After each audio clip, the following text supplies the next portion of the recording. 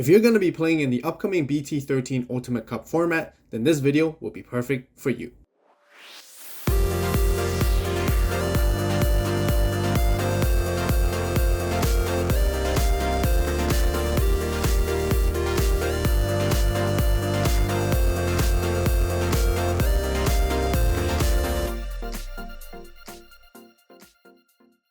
Digimon fans, welcome back, and today we'll be talking about some of the newest and updated decks that you guys can consider playing for the upcoming Ultimate Cup format in September. Keep in mind that there is no particular order on how these decks are ranked, and these are just based on my own personal opinions with some statistics that we have from most recent large events. There are quite a number of changes with the Ultimate Cup modified rules this time, which affected quite a fair amount of decks. So let's begin the video by talking about those changes first. Here is a quick overview of the most updated list from the official website, and I'll also be leaving links in the description box down below so you guys can refer to it too. The first notable change is that the BT9 WereGarurumon X antibody is now no longer on the restricted list, meaning that you can play 4 copies of it.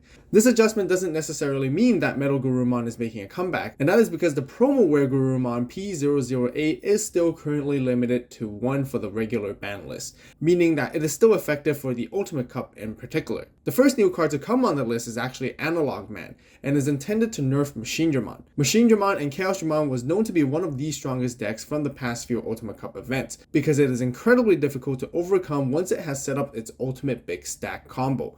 By hitting AVAULT, it greatly slows down the deck from being able to cycle through pieces and redirect attacks, which is one of the deck's strongest combos. The second hit is BT12 Marcus Daemon. Honestly, this isn't much of a surprise since Greymon is currently known to be one of the, if not the strongest decks of the BT13 format. The single color rule from Ultimate Cup doesn't affect the deck at all, and which is probably why it needed to be hit directly. Being able to turbo Digivolve for free, climbing through the Greymon stack is way too powerful, and the intention of it is to slow it down. Next up, there is Deathslinger, which is a new hit towards Belphemon directly. Other than having EX2 Impmon restricted down to 1, Belphemon can still perform very well because of its capability of gaining a ton of memory through its milling effects. Since Deathslinger is such a versatile card, it does reduce the flexibility of the deck slightly more. Other than that, the other cards that still continue to remain on the list are Hydramon and Chaos Degradation, which are not changed. Moving on, we have a new card that is banned, and that is Hidden Potential Discovered. Even with Hydramon at 1, the Lordmon deck was still able to execute a crazy amount of combos by going wide and building a powerful board. HPD itself provides the deck so much advantage when played at the right moment in a single turn. Other than that, DeathXmon and Cerberusmon Werewolf mode are also still banned, which is the same as before. Despite all these decks being hit, we can still expect to see a couple of them represented during the event every now and then, and that is because the core strategies are still very viable when it comes to its practicality. And after all, the hits were only intended to slow down the efficiency of these decks by a notch and not outright making them unplayable. Now with that covered, let's begin talking about what some of the best decks and some of the cool suggestions you guys can consider. To kick things off, let's begin with the major winners of this newly updated list, and the first one is going to be MirageGaogamon. I also brought this deck to the most recent Ultimate Cup tournament and finished 14th place with it as well. You can even check out my live stream too, and I will leave a link in the description box down below. There are a couple of reasons why this deck can be considered to be the best deck to bring for the Ultimate Cup format. First and foremost, the modified rules did not affect it in any way. At the same time, most of the stronger BT13 decks such as Shine Grey, Hunters, Roaring Knights, and a couple of others were outright eliminated from these rules. This gave an opportunity for MirageGaogamon to excel, as the deck has a ton of tools to adapt against all the other remaining matchups. It has a bit of draw power and searching consistency, but a ton of bouncing effects for the board and control removal. It can make multiple attacks by unsuspending over and over again too, but the strongest of them all is the ability to gain plenty of memory, which can potentially disrupt your opponent's turn every time they add a card to their hand via an effect as well. Setting up for the full combo isn't much difficult either, since the Ultimate Cup format tends to slow down the pace of the game, giving the deck enough time to gather all the pieces to do so.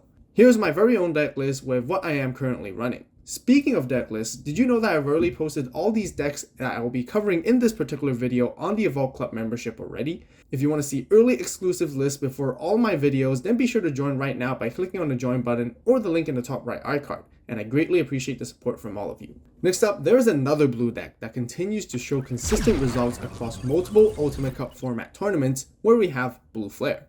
Like I mentioned in my BT13 Top Meta Decks video, Blue Flare is known to be one of the best decks in the general format. Even though the single color restriction prevents you from playing the starter deck 1 Greymon, the archetype can easily switch between gears playing the pure blue version instead. The deck has a ton of search and draw power, allowing players to see pieces very quickly and efficiently. The main Metal Greymon combo doesn't require much commitment when you're getting into it, and itself also has material save to preserve resources whenever it's deleted. Therefore, it is very reliable at repeating combos while chipping away the opponent's security very fast. It is also particularly good at punishing wide boards, because blue flare cards gain a massive amount of value as soon as the opponent has 2 or more Digimon on their side of the battle area. Surely, the opponents can try to play around it by not having 2 Digimon at the same time, but it forces the other decks to play slightly slower, which then gives Blue Flare far more time than it needs to continue its barrage of attacks. It can now also combat against bigger stack decks, which used to be its main weaknesses, thanks to the Metal Greymon from EX4, which provides another method to remove sources other than just Soulrai. This Metal Greymon can even selectively take out vital inherited sources from the opponent's Digimon, especially when there are effects that hard counter it. And here's my list with the pure blue version of it. If you enjoyed deck discussions and want to see more videos like these, then consider supporting me by subscribing to the channel to stay tuned for future videos and content. Also give this video a like while you're at it, and I really appreciate the support once again from all of you guys, so thank you guys so much. Moving on, there are the War Greymon and Black War Greymon tribal decks, but with a bit of additional spice, which contains RagnaLoardmon and Belphemon. The archetype and deck has a variety of different cards to choose from, which can adjust towards a specific playstyle based on your personal preferences. Even without the black color cards such as BT12 Tai and Black Greymon from BT8 or even Yuya, the deck can still function relatively well through the red base.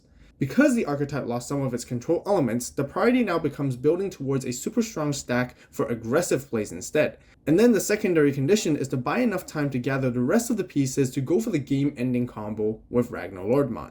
Ravemon and Flamedramon are also crucial cards to make this happen because it lets you build a second big stack, which then can be DNA Digivolved at the end of turn along with your first stack to maximize the effects of RagnaLoardmon, which wipes out your opponent's board and security, and then finally swing for game with Blitz. It is also important that you want to keep in mind to play Digimon cards with different names in order to fulfill the Digicross requirements of Ravemon.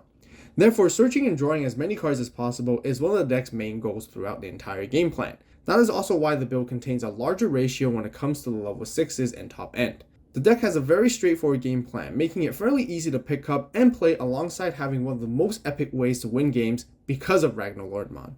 Another recent BT13 deck that is barely affected by the Ultimate Cup rules is Belphemon. Other than Omnimon's Sword, which is not a mandatory card for the deck, everything else is pretty much can stay the same. Thanks to the Gizmon package, the deck can cycle through cards and have floating capabilities both at the same time. It can reliably get into Belphemon sleep mode and then transform into rage mode after to go for an explosive turn, dealing lots of damage and destroying a lot of things. Sleep mode has an outstanding protection effect, which can also negate attacks once per turn.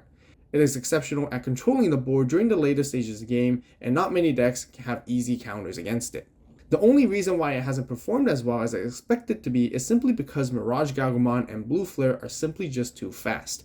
Especially MirageGaogamon, which constantly bounces Digimon that critically needs to be deleted instead for the Belphemon in order to proceed to its game-winning conditions. But otherwise, the deck has a very good matchup against all the others.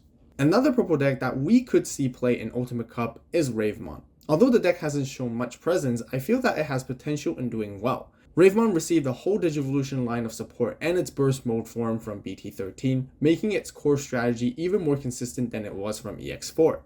The whole idea of the deck is to build a stack and then trash a bunch of cards from the opponent's hand and along with its on-deletion effects. Being able to combo off as early as possible can cripple many other decks from progressing towards its win condition. New Ravemon Burst Mode can even look at your opponent's hand, which can be key information to take advantage of, and then you get to trash one card from their hand as well. Furthermore, being able to delete something when attacking helps keep the opponent's board in check at all times. The primary goal is to slow down and limit the opponent's line of play while chipping their security away. One of the downsides of the deck is that it's not able to play Analog Youth due to it being a white card. Analog Youth greatly contributes towards Ravemon's speed and consistency, but with its absence, it greatly slows down the deck on what it can do. Similar to the weaknesses of Belphemon, the deck isn't quite enough to keep up with faster decks and severely is countered by bouncing effects from blue specific cards. But even so, here's a modified build of what I would run so that you guys can refer to if I were to play for the event. For the final deck and honorable mention of today's video, we actually have Leopardmon. This is another deck that may have a slight chance in performing well. The deck can turbo Digivolve quickly towards its deck by reducing Digivolution costs with various green effects, which is what it does best. Leopardmon can set up wide boards and blockers for defense. Switching towards Leopard mode enables burst damage combos to either take out your opponent's Digimon or security. Leopard mode can also suspend down one of your opponent's Digimon and prevent it from unsuspending for the next turn. Other than alternating between the two forms, the deck can also utilize its wide board presence to make multiple attacks in one go. The biggest challenge for this deck in particular within this format would be Blue Flare, and it can easily feed into its stunning effects and advantages, preventing Leopardmon from achieving its win condition. But here is my most current build of the deck if you guys still like to give it a try. If you guys want to see in-depth guides on how to build and play each deck that I covered in this particular video, then be sure to check out all the individual videos that I made for them. I will leave links in the description box down below. That'll wrap up for all the decks that I would like to discuss for today's video. If you guys enjoyed it and found it helpful, please give it a like. What other decks do you think can be a good choice for this round of Ultimate Cup events? Be sure to share your thoughts with everyone in the comments down below. I also recently posted the top meta decks for the general BT13 format as well, so be sure to check that video out if you haven't done so yet. As always, thank you so much for watching. You guys have a great day, great night, wherever you are. See you next video, and this is Vault, signing out.